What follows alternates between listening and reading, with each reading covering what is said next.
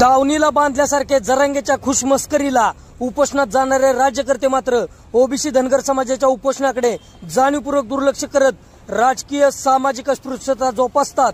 म्हणून ओबीसी नेते माननीय लक्ष्मण हाके आज वंचित बहुजन आघाडीचे सर्वेसर्वा श्रद्धेय बाळासाहेब आंबेडकर यांची मदत घेण्यासाठी राजगृहावर दाखल। राजगृह मुंबई दादरवरून आशुतोष वाघमोडे, रिपब्लिकन योद्धा प्रतिनिधी।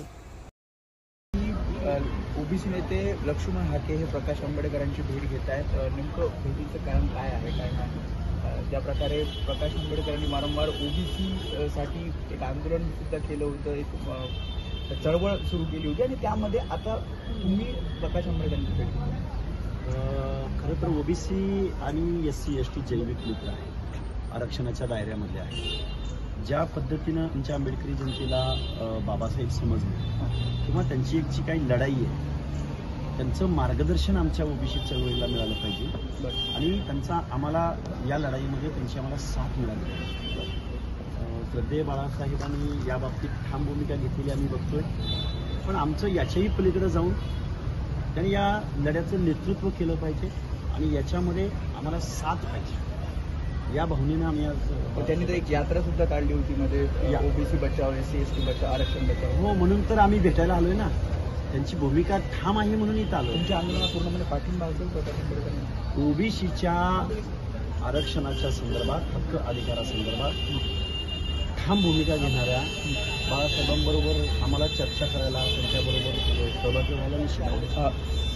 शरद पवार असं आज म्हणतात की 50% आरक्षण हे 75% गेलं, म्हणजे 25% वाढून दिलं तर प्रत्येकाला आरक्षण मिळेल, ज्याला कमी आरक्षण आहे त्याला सुद्धा ते आरक्षण मिळू शकतो, कायद्यात बदल केला पाहिजे। मला वाटतं पवार साहेबांना रिझर्वेशन पॉलिसी किती समजली याच्यावर माझी शंका आहे, कारण 50%च्या पुढं रिझर्वेशन देणं हे न्यायालयालाही मान्य नाही आणि ते संविधानालाही मान्य नाही। कारण जर 50%च्या पुढं जर तुम्ही रिझर्वेशन 75%पर्यंत घेऊन जात असाल तर 75%पर्यंत घेऊन गेल्यानंतर उरले किती?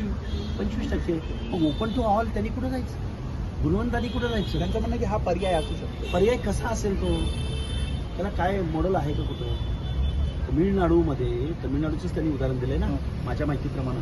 तर तमिळनाडूमध्ये 9व्या परिशिष्टामध्ये जयललितांनी 1993ला समाविष्ट करून घेतलाय त्याचा आणि तेही 2004ला चॅलेंज झालेलं आहे। त्याच्यावर हे हँगिंग, त्याच्यावर लटकती तलवार आहे। तमिळनाडूच्या पॅटर्नवरती हा पॅटर्न सक्सेस होतो आणि ओपन टू ऑल गुणवंतांनी जायचं कुठं? मग तुम्ही कप्पे करून जर देणार असाल, कप्पे करून दिल्यावर रिझर्वेशन संपलं ना।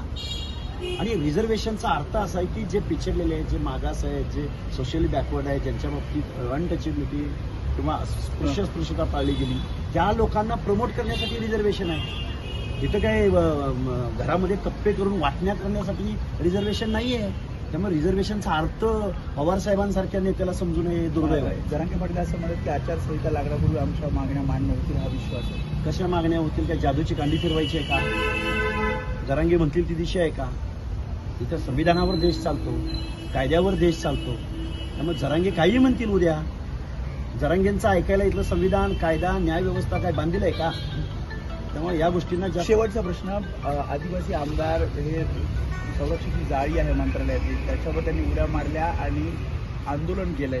ज्या प्रकारे धनगर आरक्षणाचा मुद्दा आहे आणि त्यामुळे आदिवासी आरक्षणाला कुठलाही धक्का लागू नये यासाठी हे आंदोलन केलं जातं। प्रत्येक गोष्टीचा लिगल ऍस्पेक्ट तपासला जावा। आंदोलनकर्त्यांनीही अशी टोकाची भूमिका घेऊ नये आणि आंदोलनाचं संरक्षण करणाऱ्याही लोकांनी लिगल मार्गाचा अवलंब व्हावा। शेवटी उड्या मारून शेवटी लिगल प्रोसेस फॉलो केल्याशिवाय यांना आरक्षण मिळणार नाही किंवा लिगल प्रोसेस फॉलो झाल्याशिवाय यांचं आरक्षण जाणार नाही। त्यामुळे निवडणुका डोळ्यासमोर ठेवून अशा पद्धतीची काही गोष्टी घडू नयेत असं मला वाटतं। त्यामुळे हे होते ओबीसी नेते लक्ष्मण हाके आणि आपण बघितलं तर आता तुमचं राजगृहावरती प्रकाश आंबेडकर यांची भेट घेण्यासाठी आलेली आहे।